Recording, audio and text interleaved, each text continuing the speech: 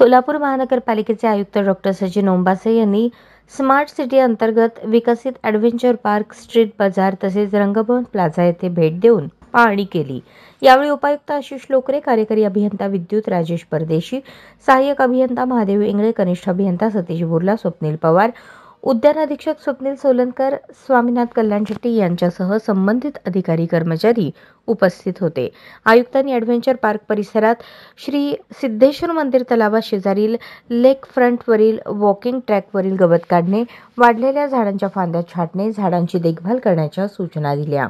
तसेच adventure park भिंतीलगत असलेल्या झाडांचा बुंधा व आजोरे न उचलल्याबद्दल संबंधित आरोग्य निरीक्षकावर 500 रुपयांचा दंड आकारण्याच्या सूचना दिल्या। पार्क बाहेरील किरकोळ दुरुस्ती तसेच तलाव परिसरातील वाढलेली झाडे तात्काळ छाटण्याचे निर्देश दिले। पार्कमधील टॉयलेट त्वरित दुरुस्त करून सुरू करण्याचे आदेश दिले। रंगभवन प्लाझा येथील LED दुरुस्तीचे काम एका आठवड्यात पूर्ण करण्याच्या सूचना मक्तेदारांना दिल्या।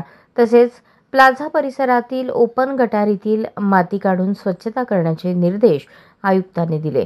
स्ट्रीट बाजारची लिलाव प्रक्रिया तात्काळ राबवण्याच्या तसेच वीर सावरकर मैदानातील जागा खाद्यपदार्थ विक्री व पार्किंगसाठी भाड्याने देण्यासाठी लिलाव प्रक्रिया करण्याच्या सूचना देण्यात आल्या।